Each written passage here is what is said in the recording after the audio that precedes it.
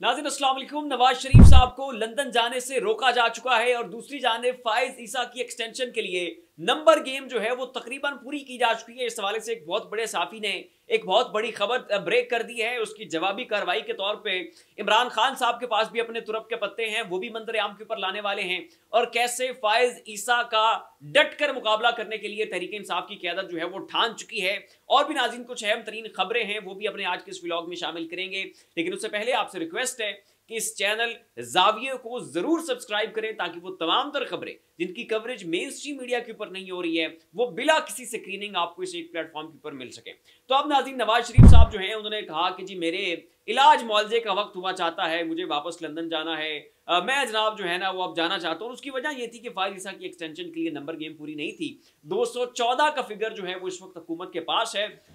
10 अदद मजीद जो है वो लोग चाहिए ताकि फिगर जो है वो 224 तक पहुंचे, 2/3 मेजोरिटी आए और उसके बाद जो है वो हुकूमत फाइज ईसा को एक्सटेंशन दे सकती थी। तो अब हालात जो है वो बहुत ख़राब थे, चीज़ें बहुत डिफिकल्ट नज़र आ रही थी और अब भी ऐसे ही है। तो नवाज शरीफ साहब को ये महसूस हुआ कि अब ये मुनासिब वक्त है वापस लंदन फरार होने के लिए, तो मैं वहाँ पर जाता हूँ, उसके बाद वहाँ से बैठ कर पाकिस्तान के हालात वाक़यात का मुशाहिदा करूँगा, देखूंगा कि अगर हालात साजगार हुए तो मैं वापस आ जाऊँगा। लेकिन अगर चीज़ें डिफिकल्ट हुई, मेरी गिरफ्तारी का खदशा हुआ, हुकूमत के उल्टने के इम्कानात हुए, मेरी बेटी का मुस्तकबिल हमें खतरे में नजर आया, तो मैं फिर जो है वापस नहीं आऊंगा और वहीं से बैठकर जो है वो पाकिस्तान के इदारों, पाकिस्तान के एस्टैब्लिशमेंट के ऊपर ताबड़तोड़ हमले करूंगा। लेकिन नाज़रीन शहबाज शरीफ की मेहनत की वजह से, शहबाज शरीफ की जो है वो तरलों मिन्नतों की वजह से, एस्टैब्लिशमेंट के दबाव की वजह से जो है अब बिलाखिर नवाज शरीफ साहब को लंदन जाने से रोका भी जा चुका है, उनको रजामंद भी किया जा चुका है। और जब फिर भी उन्होंने थोड़ी बहुत सख्ती दिखाई और कहा कि जी नहीं मैं तो वापस लंदन जाना ही चाहता हूं, तो फिर इतलात ये भी हैं कि उनको डांट भी पड़ी है कि नहीं जनाब,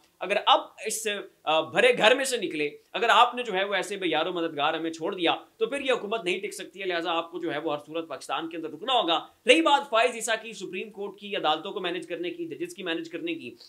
वो जिम्मेदारी जो है वो हमारे कंधों के ऊपर आयद होती है और हम इस जिम्मेदारी को जो है वो बड़ी खुश उसलूबी से निभाएंगे। तो अब नाज़रीन बिलाखिर जो है वो नवाज शरीफ साहब को डंडे के जोर के ऊपर जो है वो लंदन फरार होने से रोका जा चुका है। और अंसार अब्बासी साहब नाज़रीन बड़े मारूफ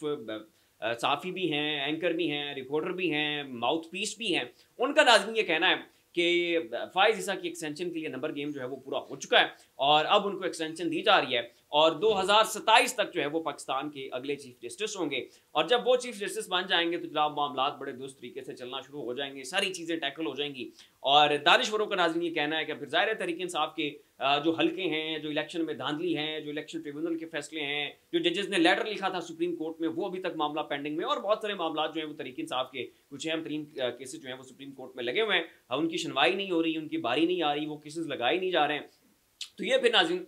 दानिशवरों के बकौल हुकूमत के लिए एक बहुत बड़ा एज होगा। तो यहाँ पर सवाल फिर ये पैदा होता है कि क्या इमरान खान साहब, उनकी सियासी जमात चुप करके नुक्कर में जाके बैठ जाएंगे और ये सब कुछ जो है वो होने देंगे कि जी होता फिरे? तो इसका जवाब नहीं में है। और दानिशवरों का नाज़रीन ये कहना है कि अगर फाइज ईसा को एक्सटेंशन दे दी गई तो फिर ये एहतजाज जो है वो ट्रिगर हो जाएंगे, मामलात बहुत बिगड़ जाएंगे और पाकिस्तान के अंदर बांग्लादेश की सी सूरत हाल बन जाएगी। और खुद खान साहब ने भी जो है वो धमकी दे रखी है कि फाइज ईसा की एक्सटेंशन जो है ये हमारे सबर को टेस्ट करना होगा, इससे जो है वो आप हमें ट्रिगर कर देंगे और फिर एक ऐसे एहतजाज का सिलसिला पाकिस्तान के अंदर शुरू करेंगे, इसे रोकना फिर आपके बस में नहीं होगा। और अब कल नाज़रीन जो इमरान खान साहब की अदालत जेल के अंदर साफियों से गुफ्तगू हुई थी, उस दौरान इमरान खान साहब का ये कहना था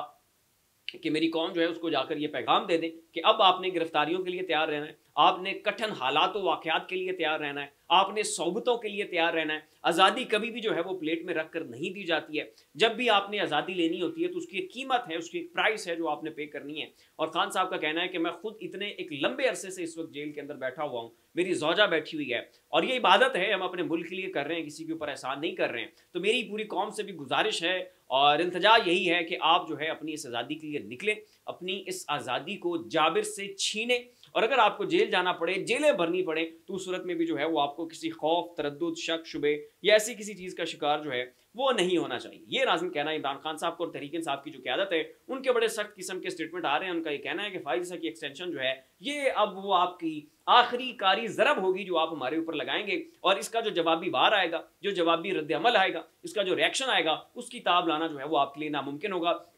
और फिर नाज़रीन ये भी कहा जा रहा है कि केपीके के अंदर गवर्नर राज लगा दिया जाएगा। अब इसके ऊपर भी तहरीक इंसाफ की स्टेटमेंट जो है वो बहुत सख्त है और उनका ये कहना है कि किसी का बाप जो है वो भी हमारे ऊपर गवर्नर राज नहीं लगा सकता। आप एक दफ़ा आए आप केपीके की तरफ, आप जनाब इसके ऊपर मैली आंख उठाकर देखें, आप मारे ज़रा हमारे इक़्तिदार के ऊपर हाथ, हम आपको बताएंगे कि आपका जो है वो किसके साथ वास्ता पड़ा है। हम गैरतमंद कौम है, गयूर कौम है और चुप करके नहीं बैठेंगे और जो भी हमारे साथ जुल्म होगा, ज़्यादती होगी, उसका जो है वो मुंह तोड़ जवाब जो है वो वहाँ पर पख्तूनों की जानिब से और पठानों की जानिब से दिया जाएगा। अब ये नाज़रीन कहना है तहरीक इंसाफ का। अब नाज़रीन ये मामलात और हालात और वाक़यात जो हैं वो हमें बिल्कुल एक आखिरी मरहले में जाते हुए दिखाई दे रहे हैं। एक एंड गेम का स्टार्ट जो है वो होने जा रहा है और इस्लामाबाद का जो जलसा था उसने तो तहरीक इंसाफ को एक शेर बना दिया। तहरीक इंसाफ की सूरत हाल ये थी कि ये थोड़ा बहुत जो है ना वो बैक फुट के ऊपर थे, थोड़ा बहुत जो है वो अपने आप को इन्होंने वो डिफेंसिव मूड के ऊपर रखा हुआ था, लेकिन जैसे ही इन्होंने वो जलसा किया उसके बाद इनकी टोन ही चेंज हो चुकी है, इनका रवैया ही चेंज हो चुका है, इनकी मामलात को देखने की जो अप्रोच है वो अब मुख्तलिफ हो चुकी है और खौफ के बुत आप कह लें कि वो इन्होंने तोड़ दिए हैं। कोई डर नहीं है, कोई झिझक नहीं है। केपी असम्बली के अंदर जो है वो पाकिस्तान की इस्टेब्लिशमेंट, मुक्तदा और इदारों के खिलाफ अब धड़ल्ले की तकरीरें की जा रही हैं और ऐसा लग रहा है कि अब जो है वो हमें गेम जो है वो हतमी मराहिल में जाती हुई दिखाई दे रही है और किसी भी लम्हे, किसी बहरान की सूरत में अब कोई एक फरीक जो है वो गालिब आ सकता है। फिलहाल इतना ही। ऐसी मज़ीद लम्हा अपडेट्स के लिए हमारा चैनल ज़ाविया सब्सक्राइब कर लें। शुक्रिया।